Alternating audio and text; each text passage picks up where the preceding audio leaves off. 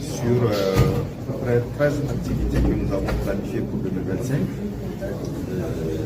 nous avons évalué, on a réalisé 10 sur les 13, ce qui fait un taux d'exécution, si je ne m'abuse, de 76,92%.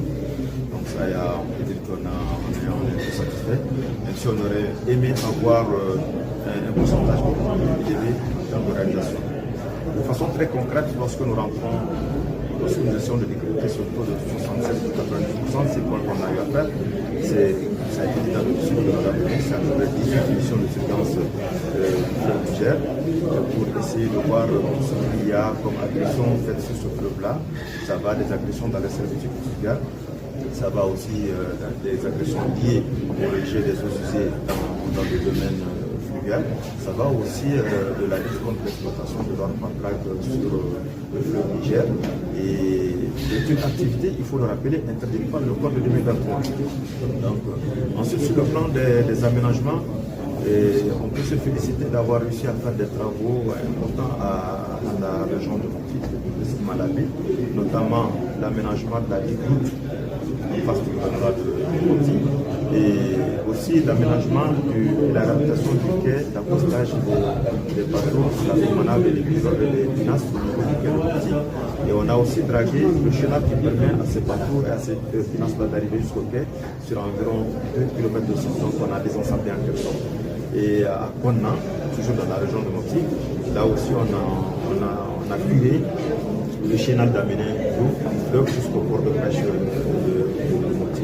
On a réalisé aussi un certain nombre d'études techniques et voilà un certain nombre de choses, et puis des renforcements des capacités à l'endroit des agents et de certains usagers. Voilà ce qui n'a pas marché, et c'est ce qui peut-être justifie un peu aussi le taux de 67%.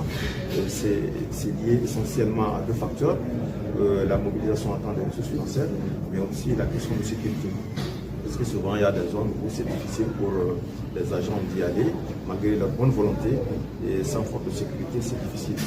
C'est avec un réel plaisir que je me retrouve parmi vous ce matin pour présider la 23e session ordinaire du conseil d'administration des agences du bassin du fleuve Niger.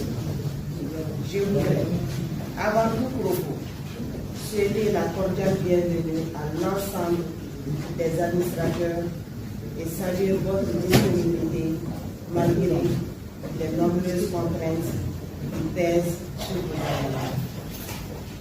En ces début d'année, permettez-moi également de vous adresser, ainsi qu'à vos familles et à vos proches, mes vœux les plus sincères de santé, de paix et de réussite pour l'année 2026.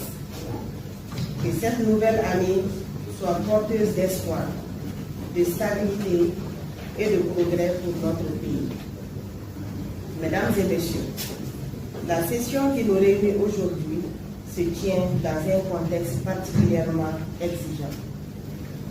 La persistance des difficultés économiques, marquée notamment par la réduction ou le gel de certaines dotations budgétaires, conjuguée à une situation sécuritaire exigeante, a inévitablement pesé sur la mise en œuvre du programme d'activité 2025 de l'agence.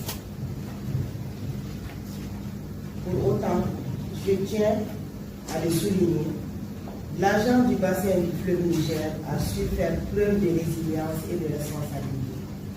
Grâce aux ressources mobilisées sur le financement intérieur, des actions prioritaires ont pu être conduites. S'agissant du budget, je rappelle que celui de l'exercice 2025 s'élève à la somme d'1,111,963,000 francs CFA. Sur les crédits notifiés, le taux de liquidation a atteint 98%, traduisant un effort réel de maîtrise et de rigueur de la gestion. Le contrat annuel de performance 2026 prévoit un ensemble d'actions structurantes, parmi lesquelles figure la poursuite des campagnes de suivi de la qualité de l'eau, les opérations de lutte contre la prolifération des plantes aquatiques nuisibles, l'intensification de la surveillance du fleuve Niger et de ses affluents, la réalisation d'études techniques d'aménagement des berges, le renforcement de la communication et des capacités des acteurs, ainsi que la poursuite des engagements liés à la construction et à l'équipement du siège. Le budget prévisionnel 2026, arrêté à la somme d'1,208,478,000 francs CFA, enregistre une augmentation de près de 9% par rapport à l'exercice précédent. Cette évolution constitue un signal encourageant, même si des efforts restent encore nécessaires au regard des défis à relever.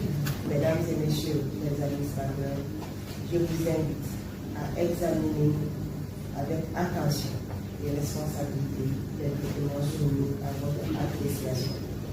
J'attends de vos travaux des recommandations concrètes, réalistes et orientées vers l'amélioration durable des performances de l'agence et la préservation du fleuve Niger. En ce qui me concerne, je tiens à vous rassurer que de l'engagement constant du département à accompagner l'agence du bassin du fleuve Niger, tant sur le plan institutionnel que stratégique. Sur ces mots, je vous souhaite des travaux fructueux et déclare ouverte la 23e session ordinaire du conseil d'administration de l'agence du bassin du fleuve Niger. Par la ministre de l'Agriculture et de l'Élevage, je vous remercie de votre évaluation.